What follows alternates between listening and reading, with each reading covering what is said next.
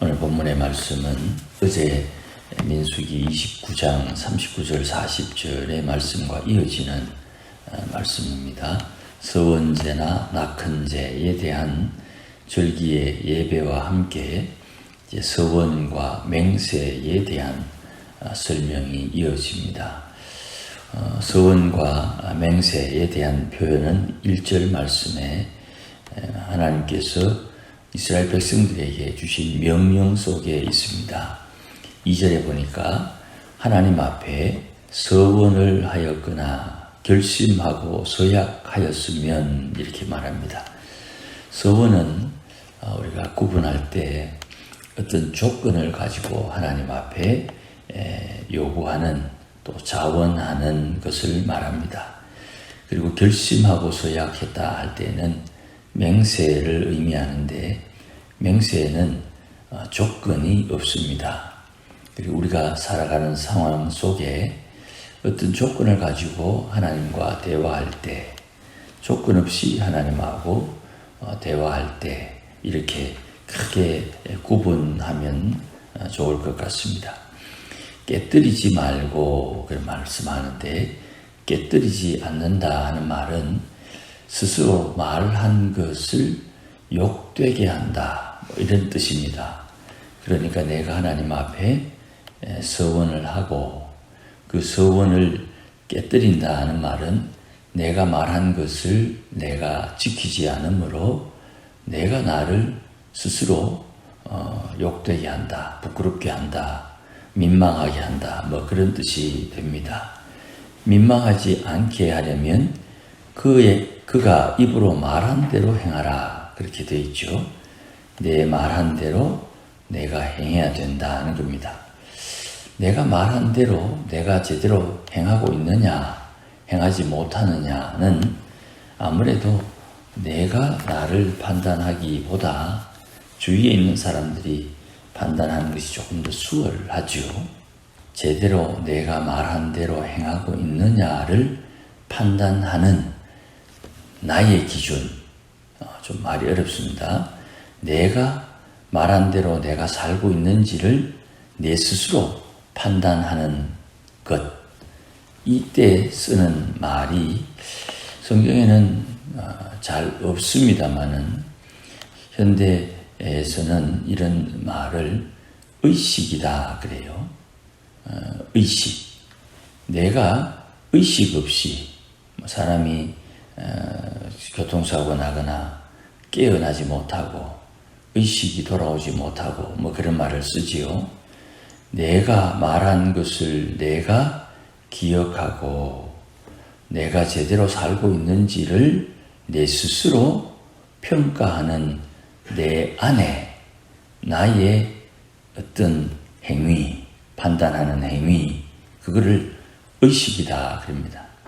나의 의식을 어떻게 일깨우느냐 하면 내 마음에 무엇이 있느냐 이걸 가지고 깨우치는 겁니다. 현대 심리학에서는 무의식을 가지고 내 의식을 이해하는 그런 방법론이 있습니다. 역시 말쟁이들이 하는 말 같아서 그게 뭐냐 뭐 이렇게 생각하는 경향이 있겠습니다만은 이 부분은 신앙에 굉장히 중요한 숨겨진 부분입니다. 그래서 이런 내용들을 성경에서는 잘 인용을 또 말씀을 잘 안 하지요. 그래서 낯설다고 느끼겠지만 하나님과 사람과의 관계에서 내가 나를 판단하는 기준이 얼마나 뚜렷하냐. 두 번째, 내가 나를 판단하는 기준이 하나님 보시기에 얼마나 바르냐. 이걸 양심이라 그러는 거예요. 선한 양심을 따라 바울이 디모데에게 권면하고 디도에게 권면하고 성도에게 좀 확장해서 권면하는 바울 신학의 핵심은 하나님 앞에 선한 양심, 신앙을 가진 양심을 만드는 것이 바울이 자기 삶을 통해서 성도들에게 보여준 거예요. 에베소에서 장로들과 만나 다시는 만나지 못할 것으로 알고 눈물로 헤어지는 그 상황에 사도 바울은 그렇게 말합니다. 나는 성령에 결박되어서 하나님이 나를 이끄시는 길을 가는데 내가 지금 예루살렘으로 올라가면 어떻게 될지 모른다. 선지자들이 손에 발에 끈을 묶어가지고 지금 예언하는 이 사람 바울은 성령께서 내게 말씀하시기를 예루살렘에 올라가면 이렇게 될 것이다.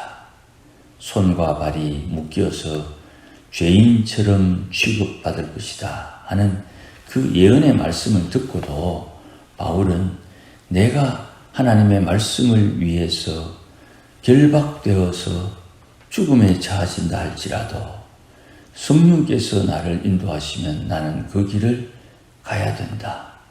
너희들이 어찌하여 내 마음을 슬프게 함으로 하나님의 사람이 하나님의 일을 하지 못하도록 방해하느냐 하는 책망이 있지요.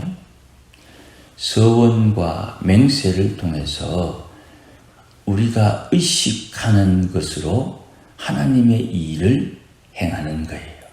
특별히 오늘 이 부분은 2절에 사람이 여호와께 서원하거나 그랬는데 이 사람은 남자를 말합니다. 그 뒤에 3절에 여자가 나오죠. 여자가 만약에 서원을 했다. 그러면 어린 딸이 하나님 앞에 서원을 했다. 맹세를 했다. 그럴 때 아버지가 남편이 그 서원한 일을 듣고 그것을 허락하지 아니하면 5절에 그의 아버지가 허락하지 아니하면 서원과 결심한 서약을 이루지 못한다. 아버지가 허락하지 않았기 때문에 또 6절에 남편이 있는데 남편의 아내가 어떤 서원과 서약을 했다. 그것을 남편이 듣고 허락하지 아니하면 8절에 무효가 될 것이다. 그랬습니다. 9절에는 과부나 이혼당한 여자의 서원이 있는데 그 여인이 서원할 때 남편이 있을 때 서원한 것, 그 서원을 남편이 취소하지 않았다면 그것을 지켜라. 옛날에 남편이 있을 때 이혼하기 전에 남편이 취소하지 않았다면, 허락하지 않았다면 그것을 지켜야 된다. 13절에서 16절은 결론입니다. 모든 서원과 마음을 자제하기로 한 모든 서야. 여기 자제하기로 마음을 자제한다 하는 말은 어제 엄중한 마음, 엄중한 예배 그런 말씀을 드렸죠. 마음을 괴롭게 한다 이 말입니다.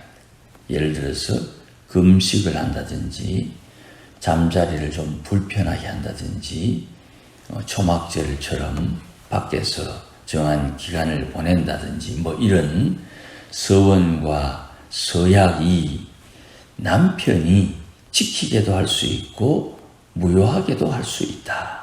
여인들은 피할 구멍이 있죠.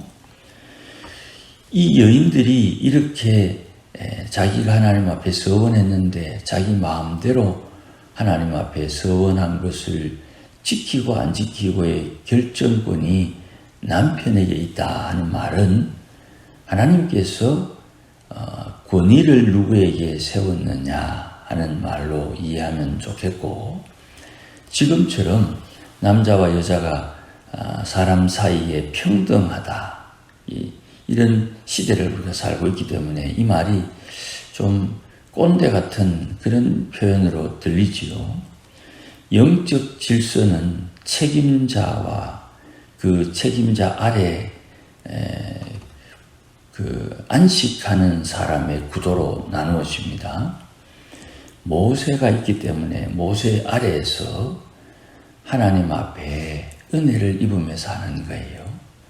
그런데 그 모세가 이스라엘 백성들의 허물과 죄를 희생하듯 중보자의 역할을 감당하고 있음에도 불구하고 자기 허물과 죄를 덮어주는 모세를 대적하게 되면 모세의 그늘 아래 있음에도 불구하고 하나님은 그 모세를 대적하는 사람들을 심판한다 이 말입니다.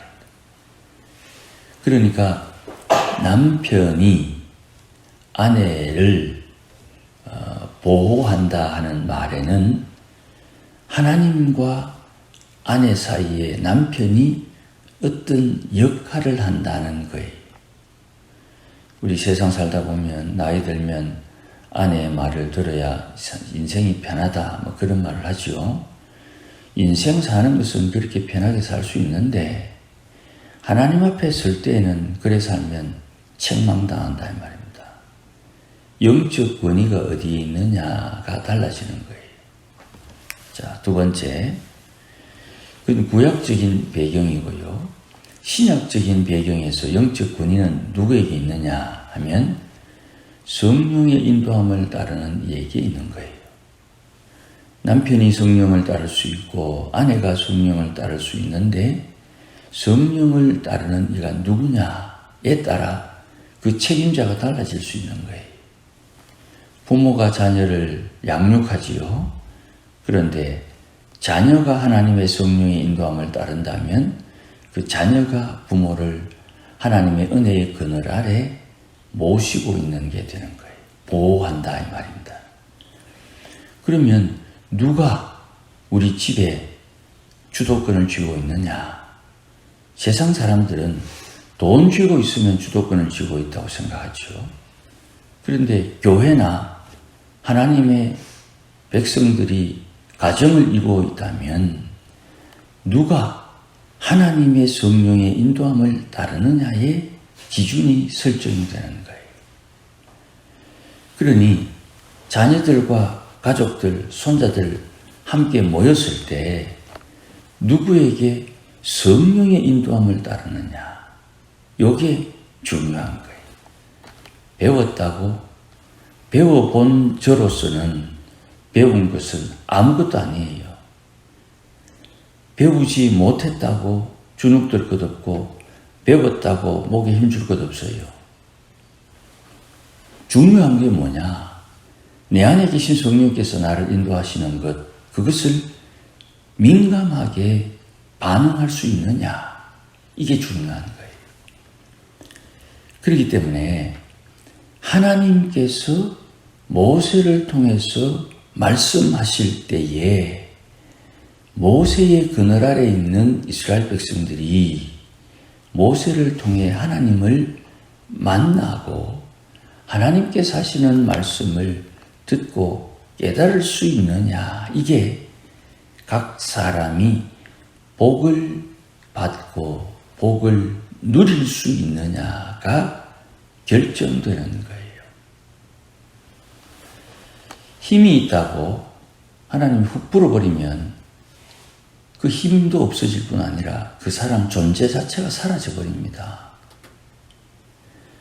우리 눈앞에 보이는 어떤 것, 사람, 권세, 능력, 돈, 아무것도 아니에요.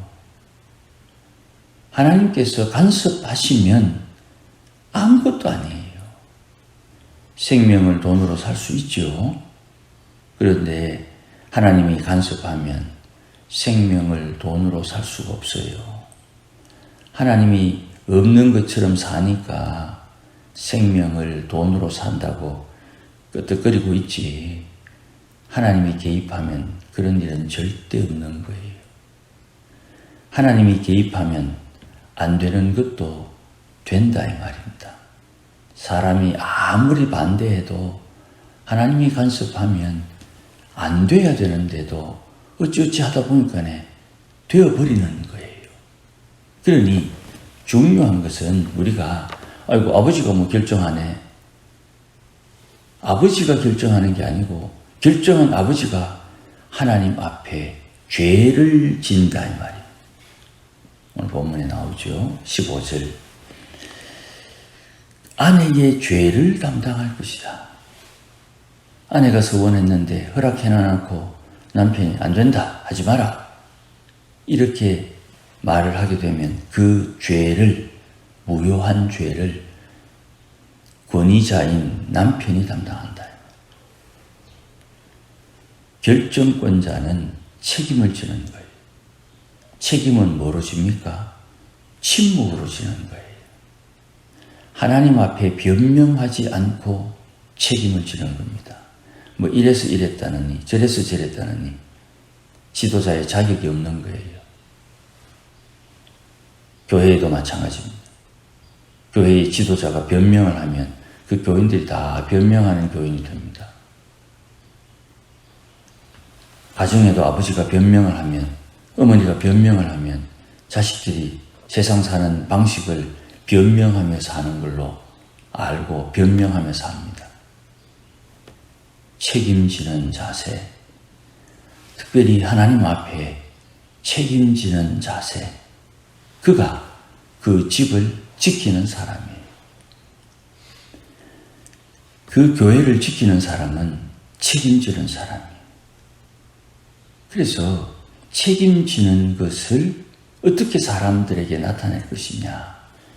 침묵으로 나타내는 거예요. 변명해야 될 때가 있어요. 넋두리 할 수도 있단 말입니다. 그러나 그 넋두리를 통해서 책임지는 자세가 그에게 있어야 돼요. 이 신앙을 갖다가 이상하게 배우는 거야. 신앙을 성경에서 말하는 신앙과 내가 생각하는 신앙이 달라요. 어떻게 교정을 시킵니까? 내 안에 계신 성령께서 깨우치고 인도하는 말을 따라 순종, 하나님의 말씀에 길들여지면서 신앙과 믿음이 자라게 되고 그만큼 감당하는 사람이 되는 거예요. 우리가 생각하는 것 믿나? 예, 믿습니다. 됐다, 천국 간다. 그게 끝이 아닙니다. 천국 가는 거는 안 가는 사람보다는 낫지만 천국 가는 사람들끼리 모였을 때는 상급이 있느냐 없느냐에 따라 차별이 나오는 거예요. 예수 믿지 않는 사람과 예수 믿는 사람은 근본적인 차별이 있고 예수 믿는 사람 사이에도 차별이 있는 거예요. 나는 천국 가서 됐다, 가보라니까요. 슬피 울며 이를 갈미 반드시 생기는 거예요. 상급 있는 자와 없는 자의 그 차별이 세상에서 돈 있는 사람, 돈 없는 사람 차별보다 말할 수 없도록 큰 차별이 나와요. 그러니 우리가 이 땅에 살아있는 동안 우리가 해야 할 일은 하나님 앞에 받을 상급 준비할 수 있도록 기회를 제공받았으니까 하나님 앞에 내가 섬기는 주님 앞에 내가 해야 할 바를 마땅히 해야 합니다. 목사님이 저래가지고 장로님이 저래가지고 내가 못했다, 그런 소리 하나님 앞에는 안 통하는 거예요. 하나님 앞에 말씀을 따라 성령을 따라 순종함으로 그 말씀의 열매, 성령의 열매를 가지고 하나님 앞에 상급을 받는 거예요. 그러니 스스로 잘 자기를 돌아보아서 하나님 앞에 기도함으로 주님 약속한 것 반드시 이루어질 것이니 그 약속대로 자기 자신을 돌이켜보고 자기 자신을 살피는 영적 신앙의 의식, 선한 양심, 신앙 양심을 가지고 살아야 되는 거예요. 도덕과 율례, 헌법, 인간의 도리, 그게 양심의 기준이 아닙니다. 하나님 입에서 나온 말씀이 내 삶의 기준이에요. 계명이 하나님 앞에 제대로 된 양심을 만드는 기준인 거예요. 그것을 통해서 하나님의 성령의 인도함을 따르는 성숙한 사람이 되는 거예요. 아무쪼록 말씀 묵상하면서 하나님의 선하심을 따라 사는 우리 모두가 되시기를 주의 이름으로 축복합니다. 기도하십시다. 주님 감사합니다.